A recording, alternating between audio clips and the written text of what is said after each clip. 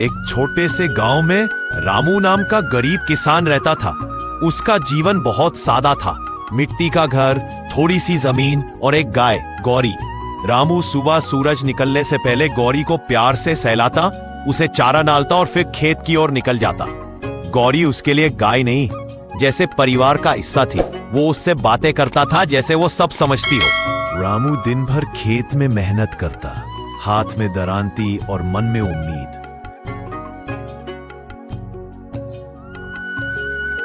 शाम को जब लौटता तो गौरी पहले ही दरवाजे पर उसका इंतजार करती। हर शाम वो गौरी का दूध निकालता, थोड़ा सा अपने बेटे मोनू को देता और बाकी गांव में बेचकर घर का खर्च चलाता। धीरे धीरे उसका घर संभलने लगा था। एक दिन गांव में मेले का ऐलान हुआ। मोनू ने अपने पिता से कहा, बाबा इस बार मैं मेला देखना चाहता हूं। रामू ने मुस्कुराते हुए कहा, जरूर बेटा, पर पहले खेत की जुताई पूरी कर लूं, फिर चलेंगे। गौरी पास खड़ी थी जैसे सब सुन रही हो। रामू ने हंसते हुए कहा, और तू भी चलेगी गौरी, तुझे गुड़ खिलाएंगे। मोनू खिलखिलाकर हंस पड़ा। दिन बीतते गए, फसल अब कटने को तैयार थी। रामू के मन में सुकून था कि अब कुछ अच्छा होगा। पर उसी रात गौरी अचानक बीमार पड़ गई। वो चुपचाप एक कोने में बैठ गई। रामू ने पूरा रात उसके पास बिताई। रामू, गौरी डर मत, तू जल्दी ठीक हो जाएगी। वो सुबह तक उसकी पीठ सहलाता रहा। अगली सुबह रामू ने गांव के वैद्य को बुलाया। वैद्य ने जड़ी बूटी दी और कहा, 3 दिन तक इसकी देखभाल करना, फिर ये ठीक हो जाएगी। रामू खेत छोड़कर गौरी की सेवा में लग गया।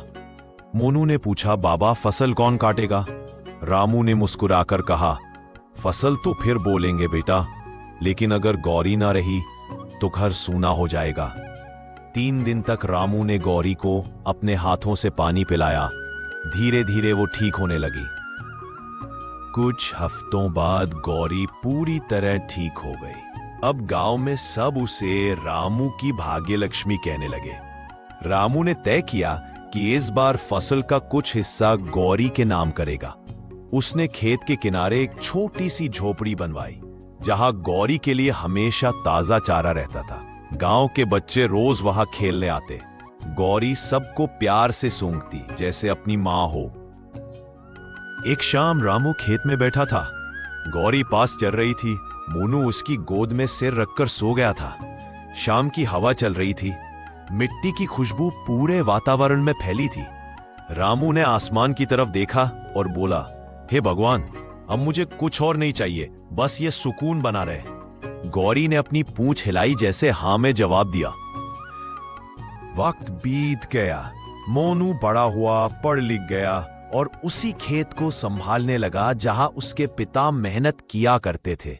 गौरी अब बूढ़ी हो चुकी थी, पर आज भी खेत के किनारे वही झोपड़ी में रहती थी। हर सुबह मोनू आकर उसके माथे पर हाथ फेरता था। गौरी मां, बाबा की याद तुझ में ही बसती है। गांव के लोग कहते हैं, रामू अब नहीं रहा, पर उसकी आत्मा उसी खेत में है जहां वो और गौरी साथ काम करते थे। कभी कभी शाम के वक्त जब हवा चलती है तो ऐसा लगता है जैसे गौरी अब भी किसी की पुकार सुन रही हो। धीरे से वॉइस। गाय सिर्फ जानवर नहीं होती, कई बार वो इंसान की सबसे सच्ची दोस्त बन जाती है। रामू सुबह सुबह खेत की ओर निकल पड़ा। सूरज की हल्की रोशनी में उसका चेहरा थका हुआ था, लेकिन आंखों में उम्मीद थी। उसने हल उठाया और मिट्टी को देखा। धीरे से बोला, अब बस तू साथ दे देना मिट्टी माँ। इस बार फसल उग गई तो सब ठीक हो जाएगा। थोड़ी देर बाद उसने अपने खेत में काम शुरू किया। पसीने की बूंदें मिट्टी में गिरती रहीं, पर रामू का हौसला कम नहीं हुआ। वो खुद से कहता रहा, मेहनत कर, भगवान देख रहा है। शाम का समय हुआ। घर में चूल्हे पर पतली दाल पक रही थी। रामू अंदर आया, थका हुआ लेकिन चेहरे पर हल्की मुस्कान। उसने खुद से कहा, थोड़ी मिट्टी में नमी है, शायद बारिश आएगी। फिर धीरे से दीवार पर टंगे अपनी बेटी की पुरानी तस्वीर को देखा और बोला, अगर इस बार बारिश आ जाए तो किताबें जरूर लाऊंगा उसके लिए। थोड़ी देर वो चुप बैठा रहा। बाहर हवा चल रही थी और अंदर उम्मीद जल रही थी। 3 दिन बीते। अचानक आकाश में बादल छा गए। रामू खेत की तरफ भागा। पहली बूंद गिरी तो उसने आसमान की ओर देखा और दोनों हाथ उठाए। वो बोला, धन्यवाद भगवान, अब हमारी मिट्टी जी जाएगी। वो बारिश में भीगता हुआ बीज बोने लगा। हर बीज के साथ उसके मन में एक नई उम्मीद जुड़ती जा रही थी। दिन बीतते गए।